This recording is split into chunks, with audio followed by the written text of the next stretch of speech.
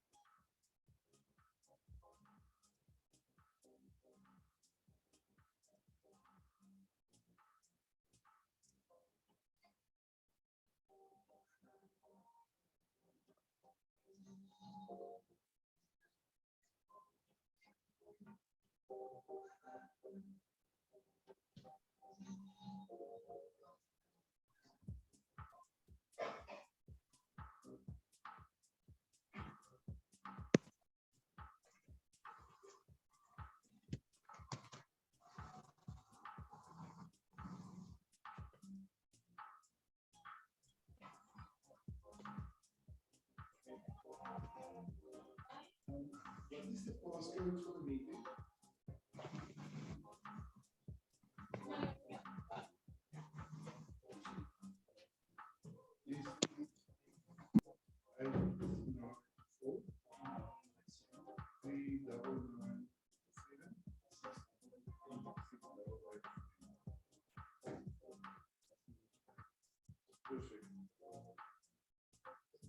Is there a postcode?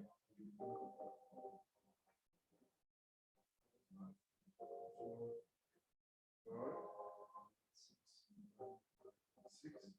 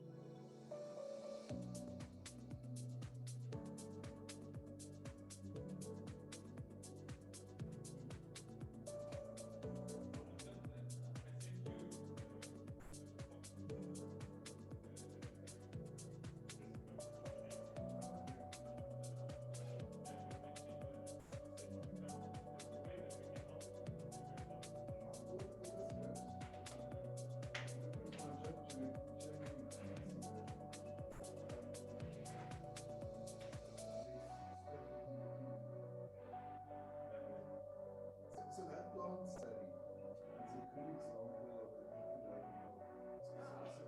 model. I brought the chair.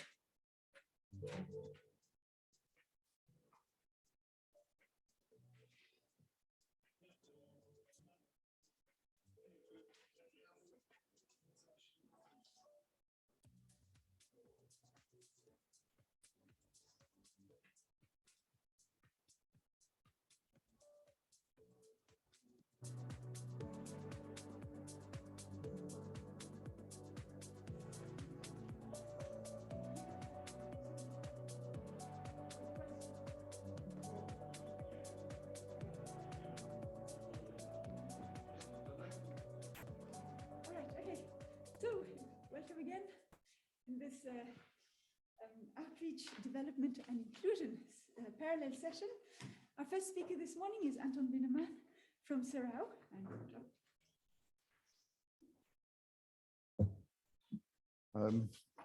From my side, good morning to everyone.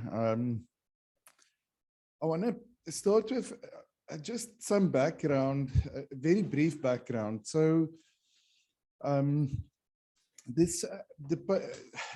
majority of the paper is based on a publication, a special edition of the Journal of South African Studies that appeared a while back, and we had several engagements around that. And I just want to share the method or the framework that I use to analyze this.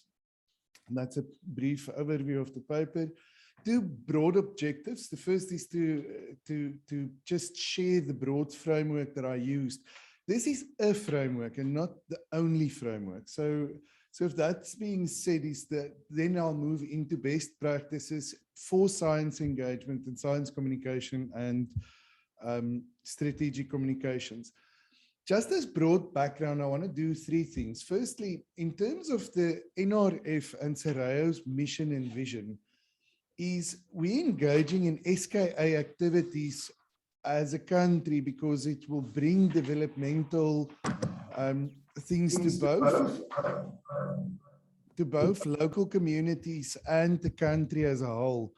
And this development specifically in local communities. In terms of media and social media, the NRF monitors all social media and academic media.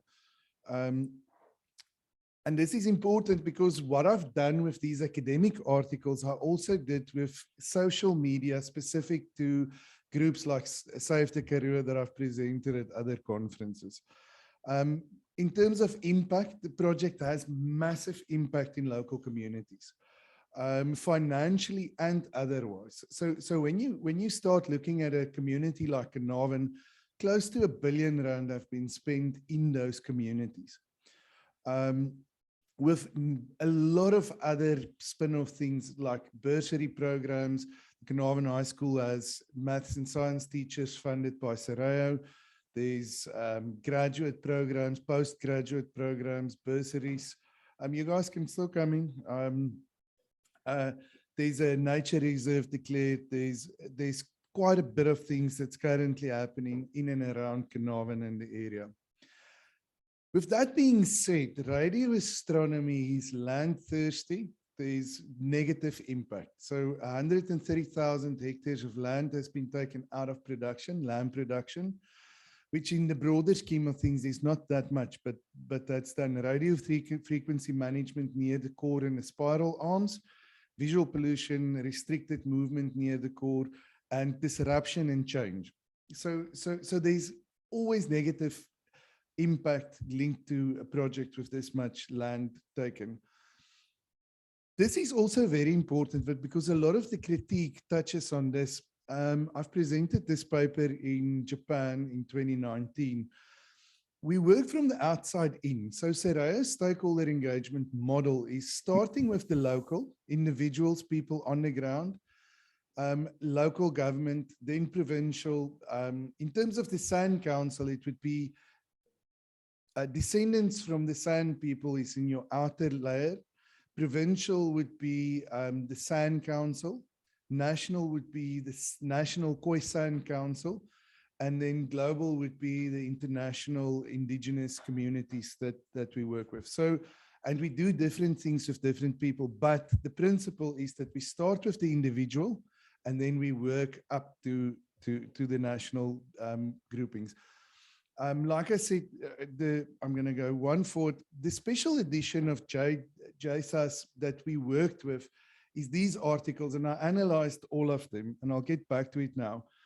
The model that I used, and this is not the only model. I like this model because I like Habermas. It's a critical discourse analysis that tests 4 criteria, validity criteria: comprehensibility, truth, legitimacy, and sincerity. When these are misappropriated, it creates distortion. In social media, I analyzed Save the Karoo's social media pages with the same intent, is to see where is distortion created and what are we not doing correctly? How do we develop a communication strategy of this? The model, you start off with the academic arguments and you put it through these tests with a series of questions like you see in the presentation. What sample was basic research questions that you take, and then you go into the distortions created and the academic meaning derived from that. So if that's it, the special edition, you can see the articles that was analyzed.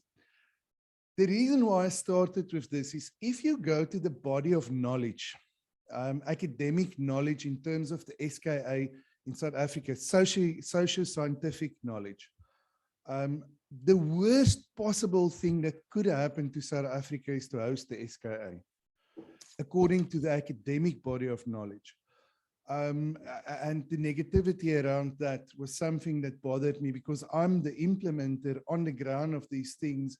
And then I read an academic article and the positive impact is basically gone.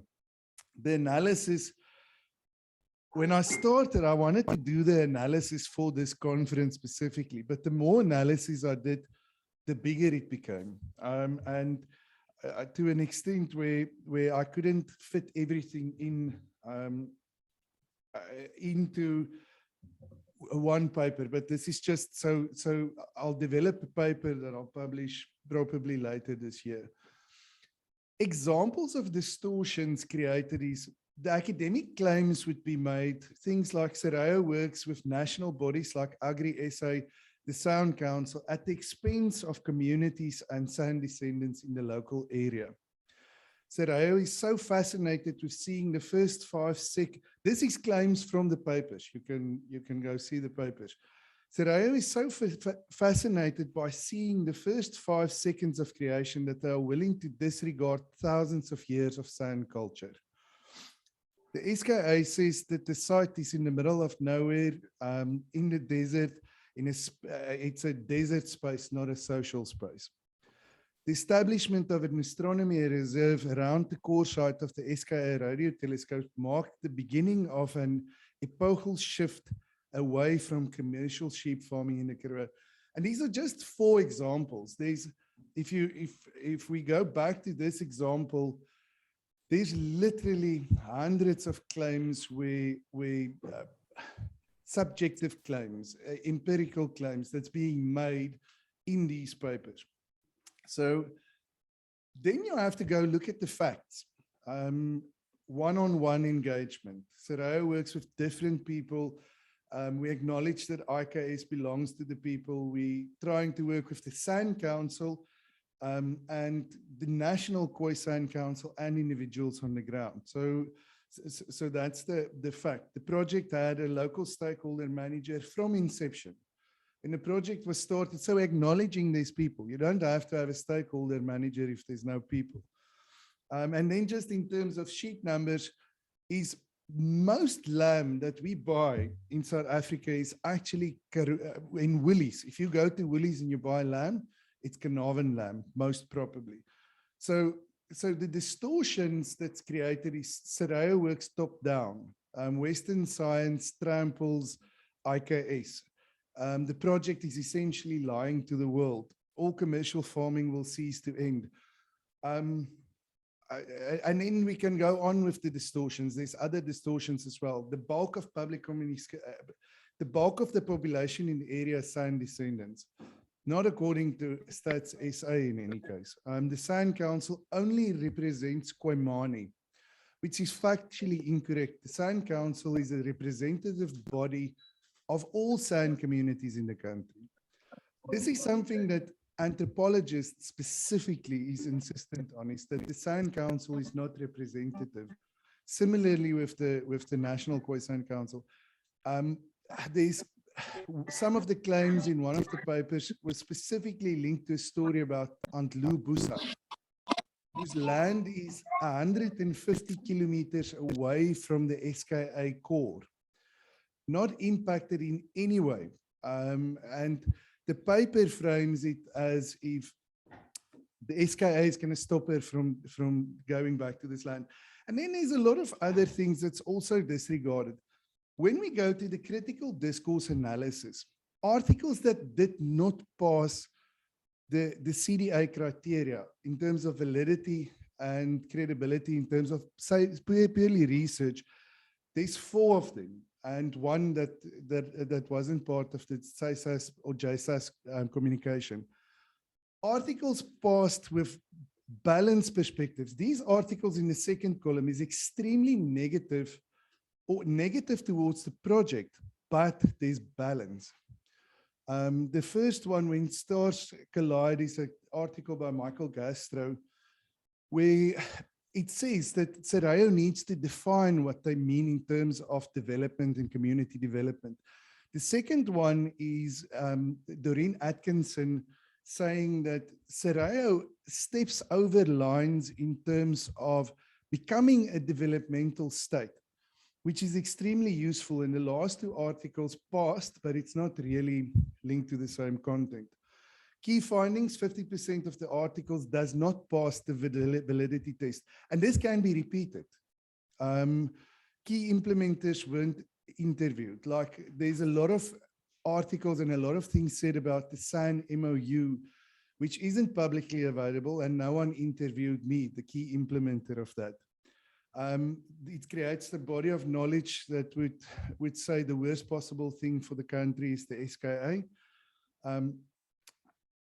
The last finding, and I'm almost done, is that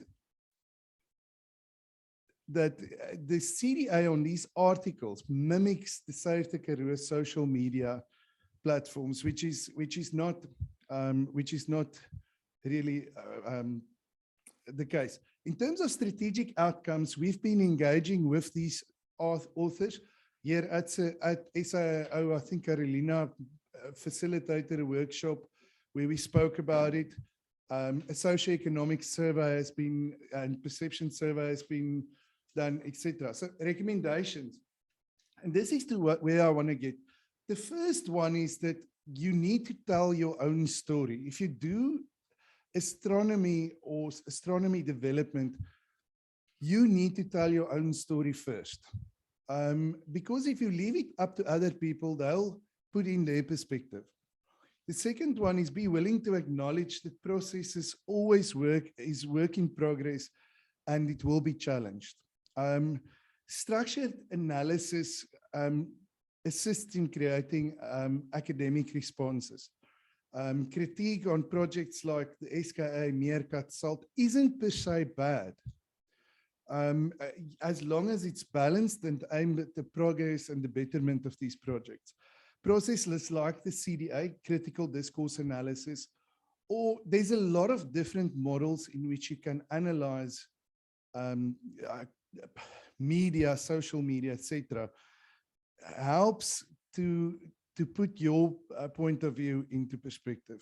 And that's in brief what I wanted to share. So it's create a model, use a model, get an academic model. There's Lumen, there's systems theory. There's a lot of different models that can be used to create strategic communications outputs and stuff that we can work with. The article of Michael Gastro and the article of Doreen Atkinson does exactly that. They provide critique, and then you can take this critique after decent analysis, proper analysis, and you can start implementing things like a perception survey, like a questionnaire into the communities. And this works for media, social media, mainstream media, etc. So thanks, everyone.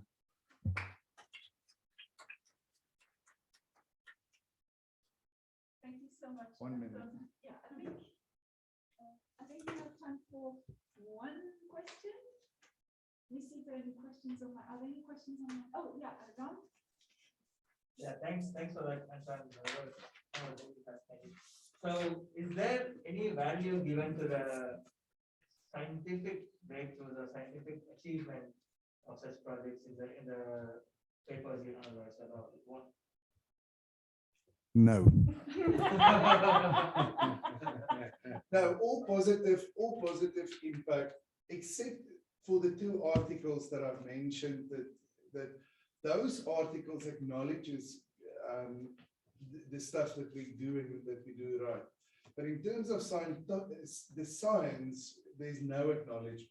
And this kind of research is continuing. There's a bloke doing his master's degree in Williston, assessing the impact of the SKA's human capacity development in Amandelboom, which is not an intention by us at all. And we'll follow the same process when that article gets published to say, listen, it's not something that we're intending to do directly or indirectly. We're working with schools in terms of the HCD program and things like that. So it's just, you need to have some kind of recourse. You need to be able to respond to this, and the only way to do that is through an academic process. Yeah. Okay, I see there's a lot of questions that are coming up, but in the interest of time, I think we should go to the next talk. However, our second speaker, unfortunately, has gone AWOL. We don't know where she is. So unfortunately, that talk is dropping out. So our next speaker is Sinenhlanhla Sukosana, who will tell us about astronomy education in rural KZN. The floor is yours. Sorry, I caught you a little quick there.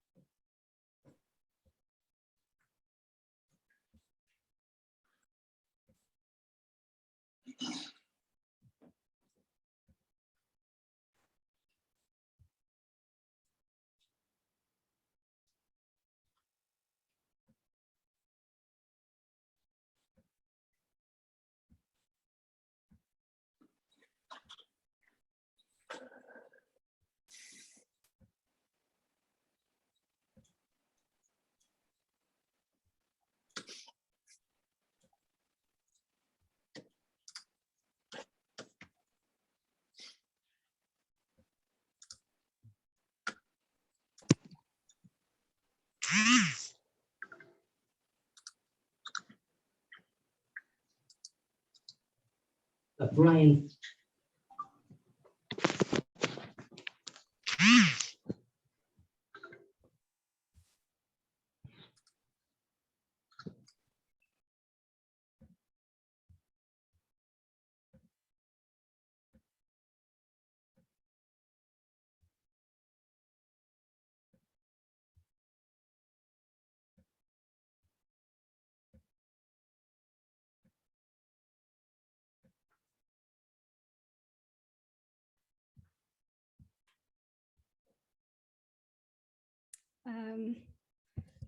Good day, everyone. My name is Sinenhlanhla Precious Sikosana, and I'm a postdoc based at the University of KwaZulu-Natal. And so today I'll be presenting on the work I do when I'm away from the data analysis or the bureaucratic admin stuff. And this is astronomy education in the rural KwaZulu-Natal. And KwaZulu-Natal is my home province. And I also happen to be from the deep rural areas of KZN. So this project is quite close to my heart. And so just a brief background is I've been involved in outreach initiatives from my undergraduate years. So this was back in 2012. And this was as a representative of the Astrophysics Research Center, which is based at UKZN. So this was either in partnership with eThekwini Municipality or with the college public relations office, or more recently with the Pinetown Rotary Club. And so from my reflections, I've noted that it's been almost 10 years of such outreach initiatives. And however, our strategy has been very rigid in that our way of presenting the information was through a talk or like a public talk or talk to high school students, sending out like pamphlets with information on astronomy or bursary opportunities, or sometimes include like hands-on outreach activities. And so another major rigidness in our strategy is that we were mainly focusing on high schools or communities within the eThekwini municipality. And so this is just a small portion of the whole province. And it so happens that this region is more densely populated with schools that are labeled as quintile 4 or 5 or model C schools. However, a report by the Department of Education, this was a report in 2016, actually highlights that about 65.5% of the schools in KZN are labeled as quintile 1 to 3. And so these are the schools that are largely located in previously disadvantaged areas and are fully funded by the government. And these are the schools where children don't pay any school fees. And so our outreach initiatives in a way were just more convenient public relation activities. And if we really wanted to transform or really reach out to the larger community, these are the kind of schools that we should be actually focusing on. However, if we now actually engage these schools, there are multiple barriers that we would then face that probably like in the schools in the city that we were able to sort of hurdle over without much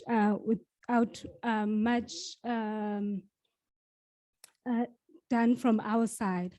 And so some of these major barriers are just listed here. So these are what has been highlighted based on the engagements that I've had with other stakeholders and with the communities that I've actually reached out to.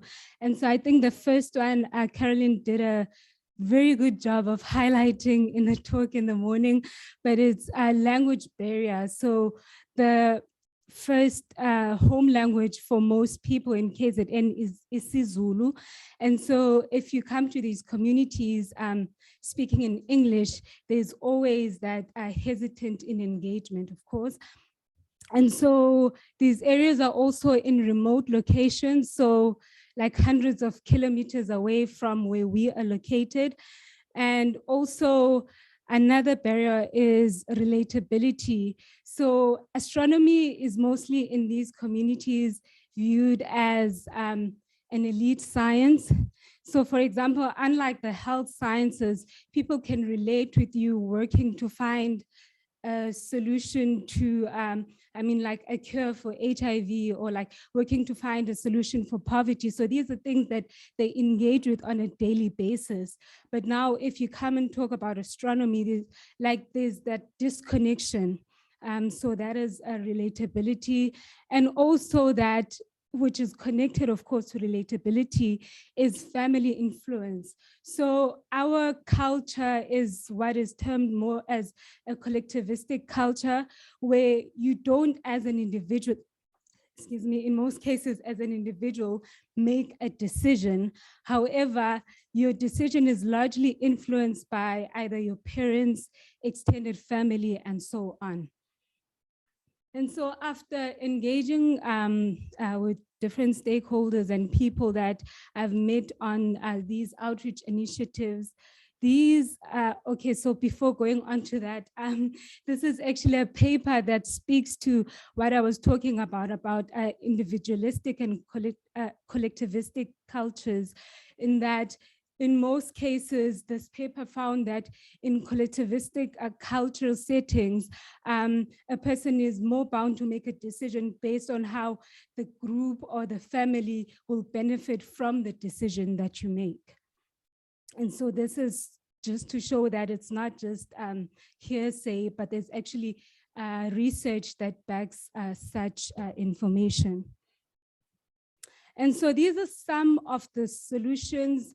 Of course, this is still a fairly new framework that is continually evolving as we engage more people. And so I guess I'll leave out the portion that Caroline has already extensively talked about, which is like translating the language.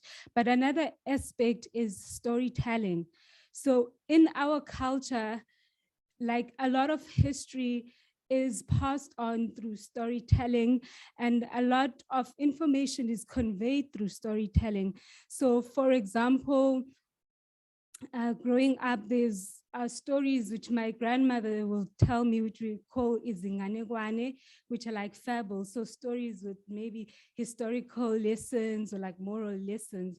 And so we've been working with Dr. Gcina Mhlophe to actually try and write a book. So this will be more targeting primary school children. So write a book in isiZulu, which may not necessarily be like scientific facts, but tell a story about what happens in the sky. So like some of the concept would be like, how do you talk about the sun and the moon and the solar eclipse in a way that is engaging to the child and in a storytelling way that might not be like scientific fact, but will actually leave the child wondering about what is out there in the sky.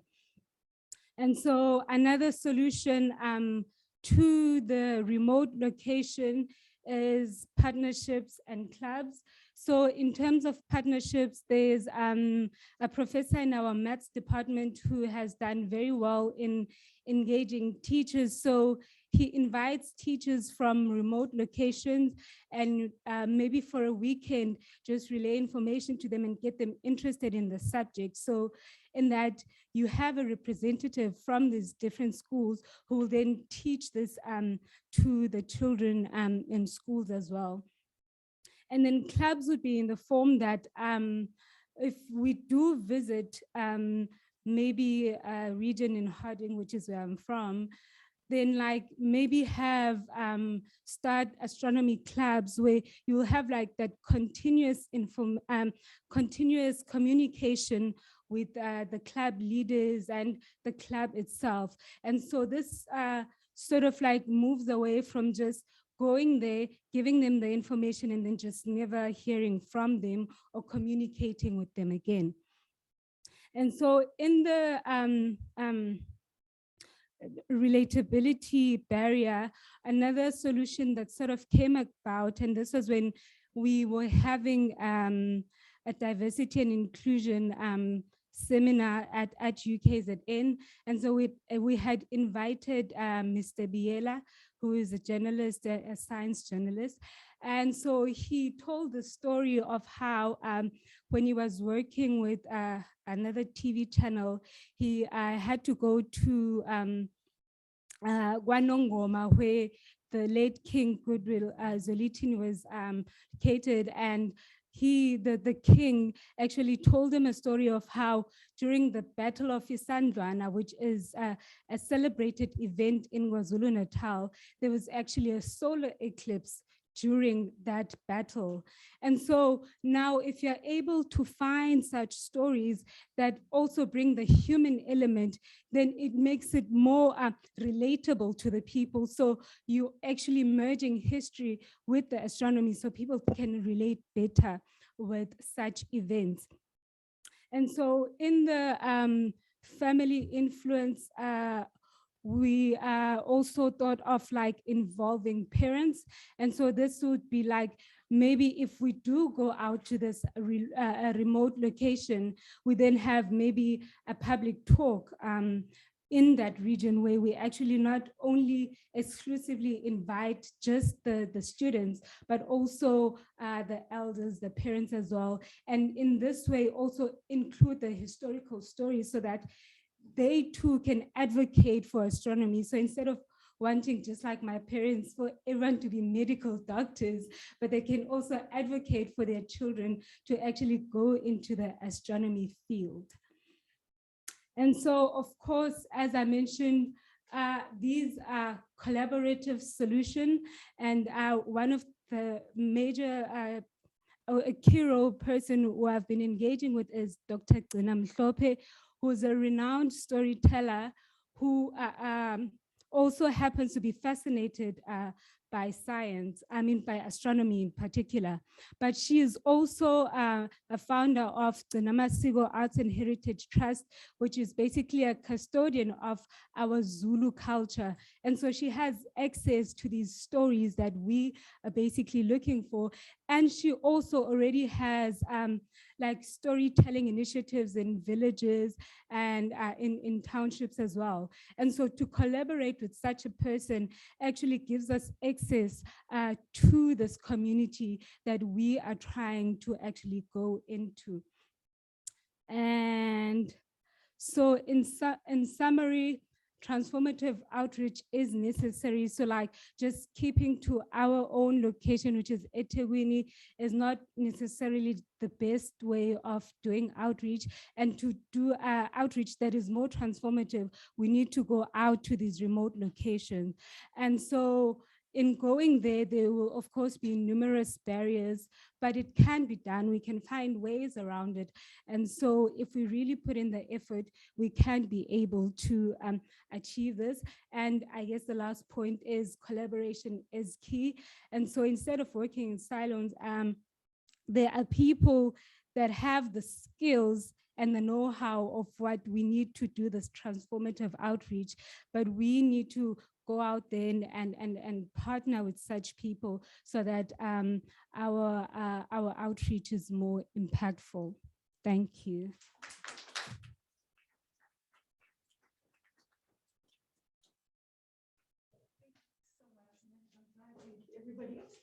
Everybody's really inspired by this. I see we have 2 questions already. Michelle and then Audrey. Audrey. Is there a microphone or anything for the remote participants? Oh, okay, cool. All right, I'll take my last off so it's clear. Thanks so much for the great talk and just the inspiring work you're doing. It's really great. I wanted to touch on the family influences aspect. I imagine you are an incredible role model for many young girls that you speak to. Do you find any kind of negative family influences around gender stereotypes in terms of encouraging young girls to go into scientific fields in the kind of communities that you work in? Yes, there are, more often than one would like. So like, for example, women are more associated with sort of more like the hospitality field and more the health science, because a woman is viewed as a nurturer. And so those are the kind of fields that people would like mostly recommend for you. And so, yeah, it's definitely there. So I'm from Saral, right? In the old days when we used to do outreach before the pandemic, what also worked in bridging the gap between the rural and the urban is that in your environment, your working environment, you have different people who come from rural villages. So I'm from Halikali, Indian Popo, very rural. But I do go home 4 or 5 times a year. Now, each time I go home, what I do is I would schedule, let's say like a school tour thing with the principals. And I would go there, you know, with posters and, you know, replicant or whatever. And I would talk about it. I would talk about this. I'd show them pictures, show them videos, show them what I do. And it sparks interest. And those who want to, you know, talk to me later or even contact me, they have my, you know, but it helps. That's how we bridge the gap as well. Yeah. Yeah, that's a great comment. So in your own environment, working environment, you know, you can always say, okay, where do you come from? Where do you come from? Please, you know, take the message across when you go home. Mm-hmm. Yeah. Yeah, that's a good strategy as well. Okay. So we're there, then we have a question online, and then I think we're going to move on to the next talk also in the interest of time. So yeah. Actually, I'm going to try time to other people. I definitely have a question, but two look like Okay, thank you. Mine is just very short. How do you involve the decision makers or like Ministry of Education? I think that is also very important to help you. How do I involve the decision makers? Yeah, regional or local. So it's still, the project itself is still in its infancy stages. However, in terms of like the collaborative work that I'm doing, so for example, Dr. Gcinamhlope already directly communicates with people within the arts departments and people within the Department of Education in KZN. And so there's always that channel of communication that is created through her. And so once we have a solid framework, then we are able to actually present it to such people. I think a framework with that is very important. Thank you. So we have a question online. Chemi, so maybe you can unmute and come and ask your question. Can everyone hear me? They've unmuted. Yes, please go ahead. You're unmuted. Okay, I can be heard, right? Great. It's very soft. Very soft.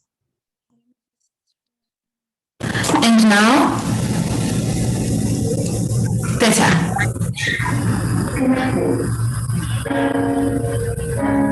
Okay, I wanted to ask about the relationship that you have with the teachers. I want to know if there's any relationship that you have with the teachers of the kids that you're teaching, and how does that help you in terms of making sure that the teachers are inspired so that they can be able to inspire the students. Thanks for the question. So in terms of relationship with the teachers, what we've started with is, so for example, Dr. Namshope is from a township called Hammersdale. And so in her region, she's sort of well known. And so if she does go out to schools, and so the teachers already know her and know about her. And for myself as well, I'm from Harding. And so people know me from growing up there. And so like at the starting point, we're ensuring that we go to communities that where people are familiar with us so that there's that trust and then building that relationship. But going forward, I think once we have a working model, then going to schools maybe where we maybe not necessarily known, but when we have this framework that we can, when we can show what has been done and it's working and communicate that, then people can sort of trust what we show them. So starting off where we are known to sort of build the trust and then build the results that we are hoping to get. And then once we have those results, and then reaching out to other communities so that we have something to show them that if maybe there's not that personal trust, they can sort of have it as a starting point that we can engage on going further. I'm so sorry, we're running really late, so I'm afraid. Please keep your questions. You're here the whole week, right? And there's lunch and everything. But thank you again for a very inspiring talk.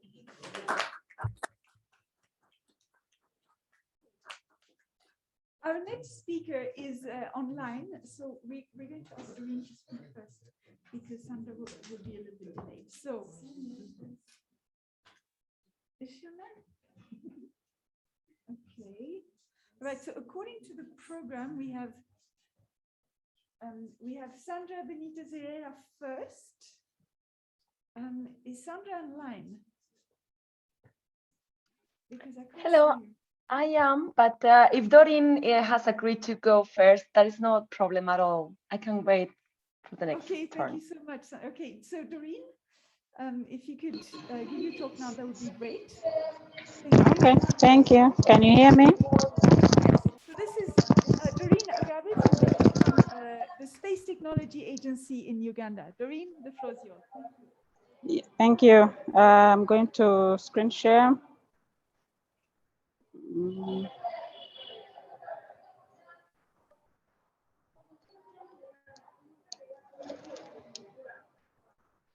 All right. Can you see my sharing? Yes, you can see my screen. Right. My name is Agaba Doreen. Good afternoon to you. I am representing Space Technology Agency. I hope you're not hearing the background noise. I'm in a public place in between meetings. I'm going to take you through the company. Usually when people hear about an agency, They think it is cannot be a private company, but this is Uganda's first private space company. I'm going to speak about the arm of astronomy. We have interest in space science and astronomy. I am the founder of this not-for-profit organization, and we are mainly building capacity in terms of space science and astronomy. So I'm going to talk about the activities we have done, what we have learned, and some that we hope to do soon. I will start with the essay contest. There's an essay contest called Scientists for a Day. It is a competition for students aged 11 to 18 years. We carried this out in 2020 here in Uganda. We approached schools, parents, sent word out, and we were doing this as collaborators with the NASA Scientists for a Day. They were the hosts then. They have since closed it. I believe this is an opportunity to start our own chapter in Africa because they have now limited it to only Americans. And this was a very good platform in our experience. So we collected these essays for that contest. The essay was about doing some research on the moons of Miranda, Triton, and Charon, and submitting an essay, which justifying why you would want to send a robotic spacecraft to that moon. So we received the essays. We had volunteer astronomers who helped us to grade them. We were surprised that we got more input from students in refugee camps rather than the ones outside, possibly because we had good coordination, even amidst the lockup and restrictions. The officers in the refugee camps delivered the essays, we marked them. And so our winners, I'm just going to share our newsletter. Let me stop this and then I share again. We had two winners. It's a newsletter. We had two winners from the camp, one lady and a gentleman. However, we put all of the essays into a newsletter. I'm scrolling very fast, but you can find all this on the company website. I will put a link in the chat, or you can find it yourself. So we made a newsletter and printed it out and sent copies to the refugee camp, and this was very exciting.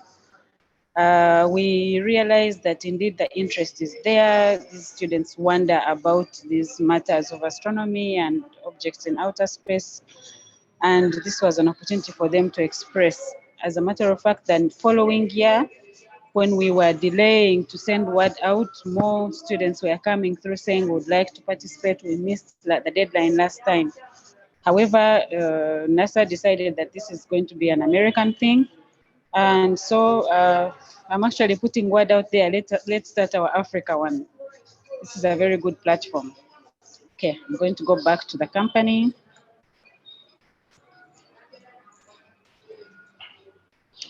The other activity we have carried out, other than the essay contest, was a cultural astronomy data collection.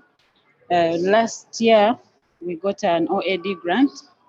We had already built connections with the refugee settlements, their officers, the teachers in the schools, the management, and so we decided to collect cultural astronomy data from the refugee camps. We went to Yumbe. There's a Bidibidi refugee settlement camp in Uganda, northeastern part of Uganda. Did a feasibility visit. Next week, we are going to collect the data and complete our project. During that visit, we realized that now we could reach individuals who are not in the school system.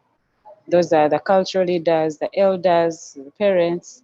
We can still get to them, collect the information that they know so that it doesn't get lost in translation, and also inform them of activities that we may be having in the future, as I will explain. So this has been very exciting. On this journey, we have continued to develop connections with the schools, the head teachers, the management of the schools. And I will tell you how that is going to help us in the projects which we hope to do after I've finished another project that we are currently doing. For that project, I do not have a slide. We have not yet finished it. We are in collaboration with LCO Observatory. We went and requested for students from Makerere University to partake in the project of observing, processing data, having that fresh experience. These are not astronomy students, these are physics students, education students, but they were interested. The heads of department gave us these students. We have 4 students. We contacted the LCO, scheduled an observation. We are going to do data collection, and this will be their undergraduate project. We want them to document their experience on top of observing an object and collecting data and processing it and writing up about it and about the instruments and their capabilities. We want them to document their experience as first-time observers, first-time experience in astronomy. And we want to translate this experience and lessons learned into an elementary interactive tool, some sort of tool that we can put on our website and share links with schools, so that even if we are not able to go to a school or a community, this can be availed on different platforms. So that is a project for the future, but it has started with these students at Makerere University. And they're in the process of doing data collection now. So those are the projects we have done so far: the essay contests, the culture astronomy project, and the Makerere students project in collaboration with LCO. During this journey, we observed that in order to provide some sort of continuity, we need a club, like a students club, a kids club. So we started what we are calling a space tech for kids. That's going to be back here. So that's space tech for juniors. In this club, we are going to be doing small models, printed materials, and we will send this out to schools. We are going to start with the refugee settlement camps as well. Let me look for that, space tech for juniors. Yeah, so we are hoping to get a 3D printer so we can do 3D printed models for maybe a Galileo scope or any other objects that we can, solar systems and all that. And then we send these materials, some small experiments that only require household materials, nothing that needs to be purchased, because we are aware of the financial constraint onto some of these projects. So that's a project that is in the pipeline. We have identified the schools in the refugee camp. We have spoken to the head teachers. They have given us the teacher that would be in charge of the clubs. And so on our visit there, we are going to initiate this space tech for juniors as a club in the school. We also recognize that there were some innovation centers, especially in Bidibidi refugee camp. We want to put their materials and create a desk where children can go, maybe make inquiries or access printed material or some models, and then we'll be using that interaction. Remember that most of these camps are very far from the city where we stay, around 8 hours drive, but we can collaborate through the management of the camps. Another project we hope to accomplish is open astronomy schools, mainly to train the teachers. We know that including astronomy and the space sciences in the curriculum is really a journey that you cannot rush. However, if we have basic information delivered to the teachers, then when they're teaching physics, when they're teaching science, when they're teaching math, they can relate these aspects, and this can already be sparked, so that by the time the curriculum is introduced in a solid way, where we have, courses in astronomy and an entire course that says undergraduate in astronomy, or small subjects and content in the primary and the secondary schools, but the aspects will have already been triggered in the minds of these young people. We are hoping to also implement a mobile astronomy lab so that as we move around schools, reinforcing the clubs, this lab will be having more capacity. For example, it could have a micro observatory on it so that we do timely public observations, amateur observations, in a way that we can schedule it to move around schools. That is what we have done so far. We do believe that we will continue to do more. We would like to appreciate the support we get from our universities, the refugee settlement camp managers, from Office of Astronomy for Development, and all our other collaborators. Thank you for listening.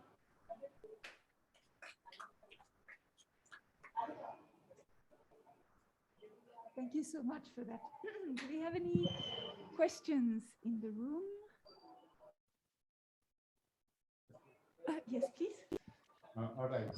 Thank you for the nice presentation. Just I do have one comment, particularly the cultural astronomy part. How much of the reliability is there? Because within a short period of time you use school students or undergraduates project, but cultural affair is a big. So how do you manage historical and so on, so on, folklore, so on? It's very big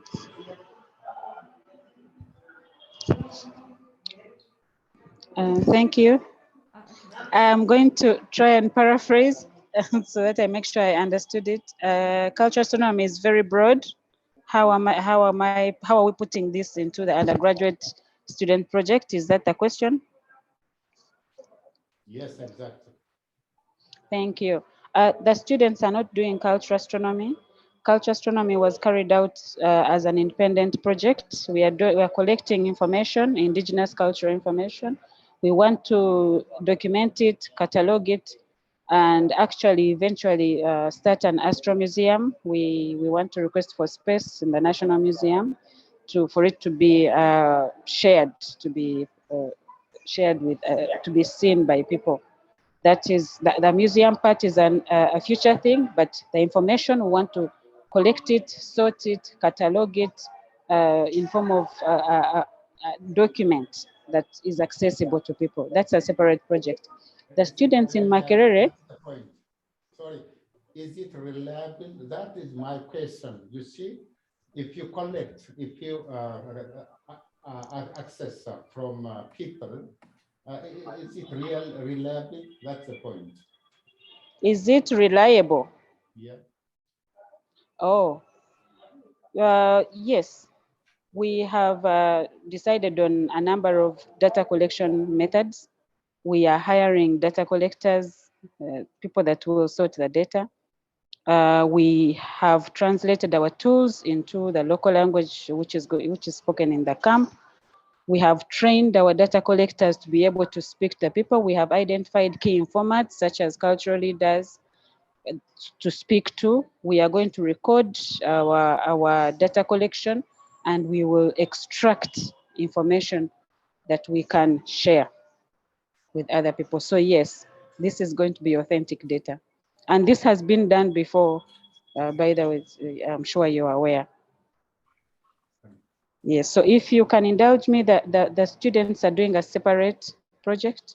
It is mainly to obtain an experience in observing. So we requested for space in the LCO, chose an object of interest, obtained information. They will go through the data processing and write about the object plus their journey. It's not connected with the cultural astronomy project. Thank you very much. And thank you for the questions. Thanks again for the and our last talk for this session. Oh, you're welcome. Bye-bye. There we go. Sandra Benítez Herrera from the Galileo Mobile Project, the Instituto de Astrofísica de Canarias. So, Sandra, please go ahead. Okay, thank you very much. It's a pleasure to be here with you today, even though virtually. Let me just share the screen for a moment. Let's see if this works.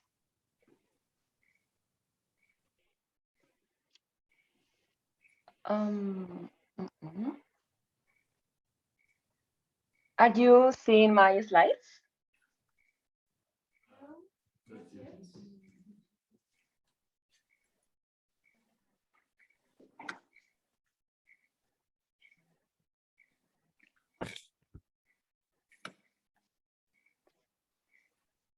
You are not seeing my slides?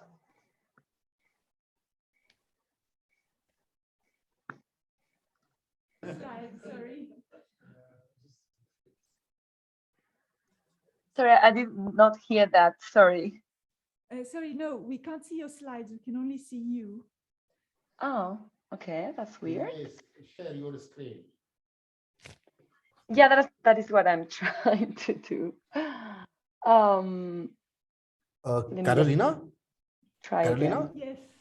I have emailed Sandra's slides to Charles, so maybe he could put it up if it's easy. Let me just try it once more, and if not, maybe we can try that.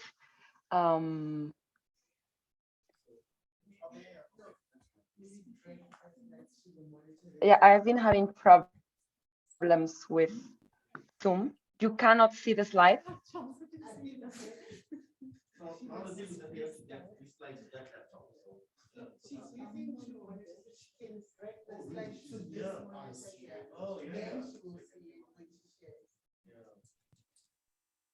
Or you can just unplug the other monitor and just get that button. Sorry, I don't know why you are not being able to see, because I'm sharing my screen actually, so I don't I want to suggest understand. that if you unplug your other monitor, then we'll be able to see your slides.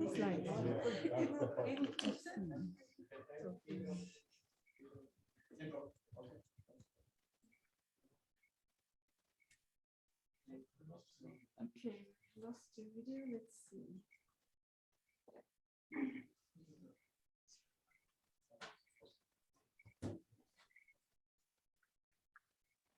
Otherwise, we're going to try to share it. Charles, are you sending it over? I'm finding the emails that you said you sent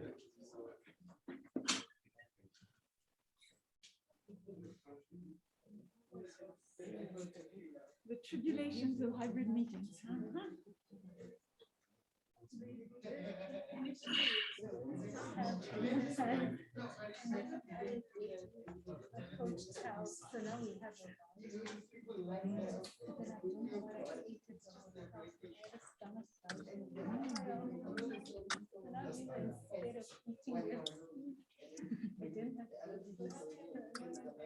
Okay, now we have the video here again.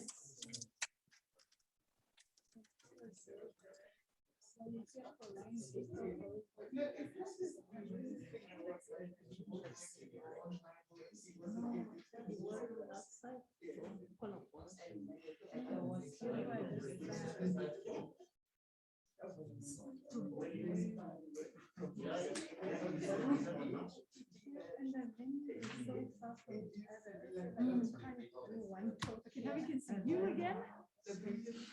Yeah, I'm very sorry. I don't know why I'm not being able to share my screen. Maybe Charles could try that for me. Yeah, I think Charles is trying. We're trying to get the slides on here. Okay. We're trying to get the slides on the side. Okay, I'm sorry. I have been having this problem for a few days already. I'm not being able to share anything. I don't know why. I'm very sorry about this. But maybe in the meantime, because I don't want to keep you, I know I'm standing between you and lunch. So I'm really sorry. Maybe I can already start mentioning a little bit about the project that I wanted to present today, which is.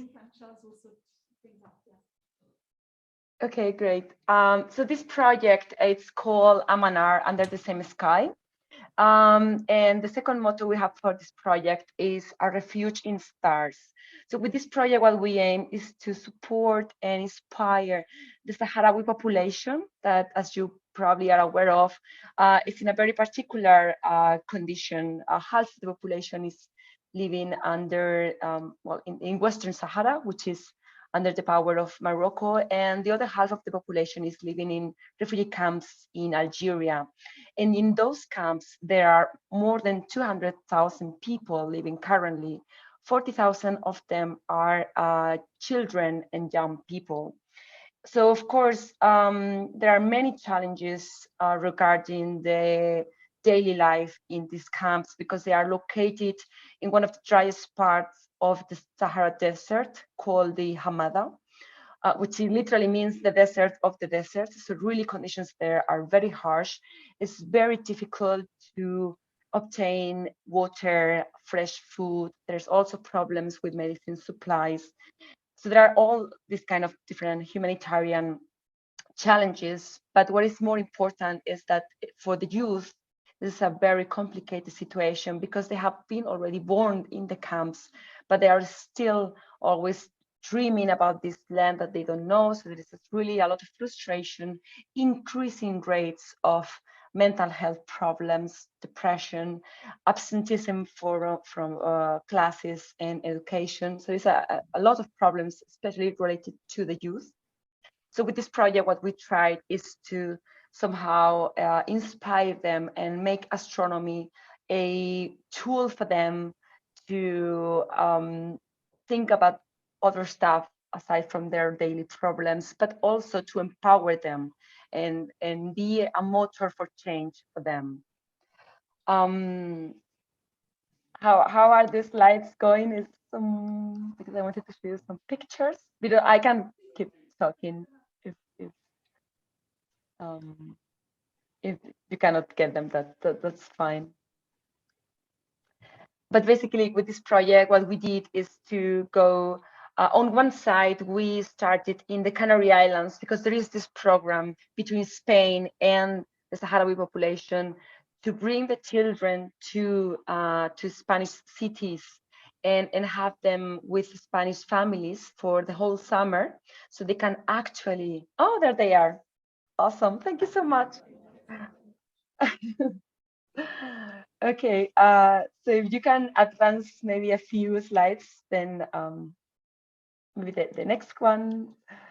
So there is the map where you can see where the camps are located and what I was just telling about the challenges in the next slide.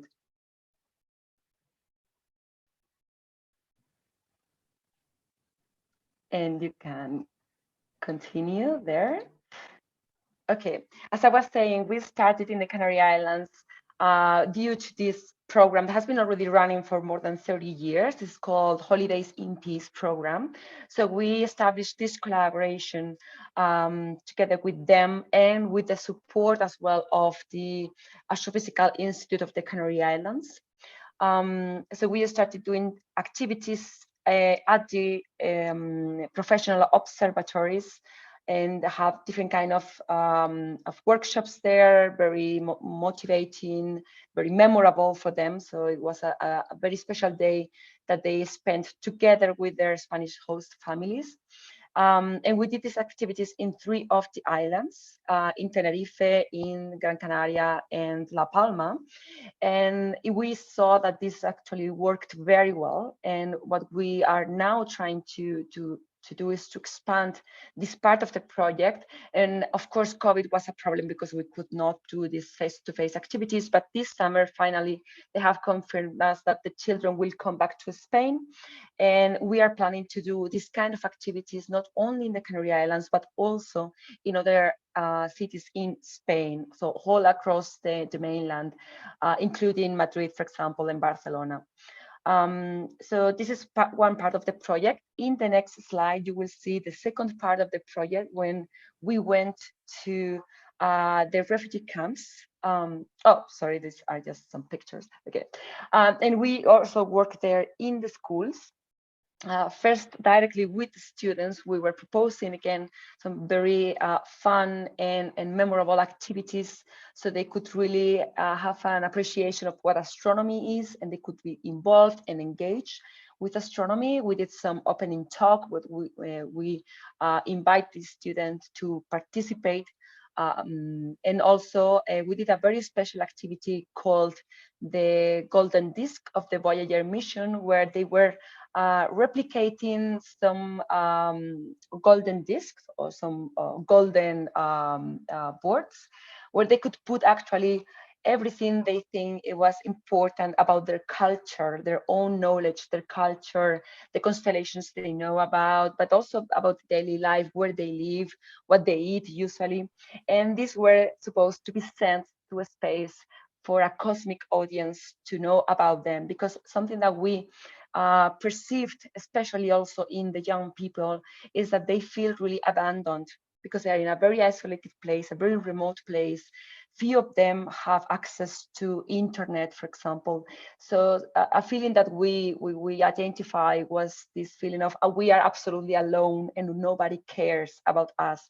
So this was a way to make them understand that there's people that cares and that their culture is very valid and is worthy to be world known. So in the next slide, you will see that we also well, we did some kind of activities to foster global citizenship. Again, this idea that they belong to humanity, and that we know about them and we want to help them. And for example, in Spain in the Canary Islands was very nice to do these activities together with the Spanish children and the Sahrawi children, where they were actually trying to understand each other. So we were also promoting peace and mutual understanding between different communities and different cultures. In the next slide, you will see that we also worked with the teachers. Of course, this was a very important work for us to engage the teachers, to give them the tools to also carry out different classes about physics, chemistry, mathematics. So usually the schools there, they lack all the essential materials. Something as easy as, for example, maps. They were asking for maps to us. So we gave many different resources, also equipment. We donated different telescopes to the schools, interferometers that were also donated by scientific collaborators like the LIGO, for example, and the Virgo collaboration. And we were also doing a part of the workshop related to the Sahrawi astronomy, which I will talk in a minute. So please, next slide. But there you can see more pictures about the trainings. About the impact, we were able to visit 6 schools. And the good thing is that we have been keeping in regular constant with the teachers there. So the support that we have been able to give has been more than only the visit when we were there in 2019. We are constantly talking to them, and we reached a quite number of children and youth, about 600. And we also did some start parties with the general public. So next slide, please. And I was mentioning the long-term sustainability and this regular contact with the teachers. Something that we did in 2020 was to organize this online training for the teachers that already participated in the other trainings, but also new teachers that wanted to join the program. And we did this with WhatsApp, which is the main app that they use. The teachers, usually they do have mobile phones, and we were just sharing material, like very basic material, slides, audio, and just text with different topics about astronomy. And these topics were selected actually by the teachers. Concerning usually solar system, because this is of course in the curriculum. So we were talking about solar system, the sun, comets and asteroids, and another topic was also ethnoastronomy. So we were really putting their own culture also on the table for them. Next slide, please. We can pass that. I don't want to keep you more than that, but this part with ethnoastronomy was actually very important. So it was really central to the project, not only in the teacher training, but also when we were there, we were interviewing elders and drivers that they know really a lot about the traditional system and original calendar they have been using for many, many centuries. And we were recording this knowledge and talking to different people because this is an oral tradition. So we wanted to preserve this, to put this on record, and to also return to them because this is actually their own identity, their own culture. But we did have with us an expert on in astronomy in the team, and she was actually collecting data, ethnographic data, analyzing them. And together with the Sahrawis, they presented the results on the European Society for Astronomy and Culture, so in the annual meeting that they have. This was already last year. Next slide, please. And we also were able, with the support of the OED, actually has been supporting for already 4 or 5 years this project. With one of the grants that we obtained from the Office of Astronomy for Development, we were able to actually hire or support economically 5 researchers on site. So they are actually living on the camps. There are 3 young Sahrawis and 2 senior Sahrawis that have been working for a long time already in this preservation of the oral history, and that now we have partnered to do the same that have been doing for many years with astronomy. So we have been also in contact with them for already more than a year, and also they requested some training regarding astronomy. So we did that again through WhatsApp. And they were, for example, learning how to use Stellarium, and they were also sharing with us all the new findings they have been doing in all these 2 years that we were not able to visit. They carry on with the interviews to the elder people, and they were also sharing all this data with us. And we are now constructing a database with all this data, and hopefully will be available for publication very soon. Next slide, please. And just to finalize, we have a variety of audiovisual products. So if you want to go to our YouTube channel, you will find, for example, there a virtual reality video that we did with the first knowledge that we registered in the camps. So all the astronomy that they know, all the different also stories they have of the constellations is in this product, also called the Desert Star. And this actually was presented to the Science Film Festival last year, sorry, in December, that was held in Egypt. And it was really a very nice accomplishment to actually be showing in an African venue the traditions of the Sahrawi. So if you want to know more about our products, go to our website and our YouTube channel. And I think I will just finish here. And if there are any questions, I'm very happy to answer them. Thank you very much.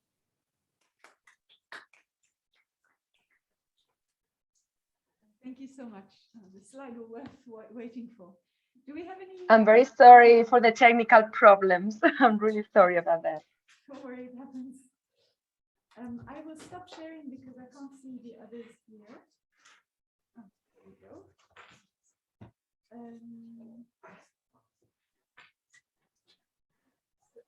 We don't have any questions in the room or any questions in the chat. I believe maybe it's lunch calling. Yes, absolutely. Okay, well, in that sense, thank you very much again to all our speakers for these excellent sessions. And all the questions that weren't asked, you can ask them over lunch. Thank you so much. Thank you very much. Thank you so much. Bye-bye, everyone who's online. See you soon.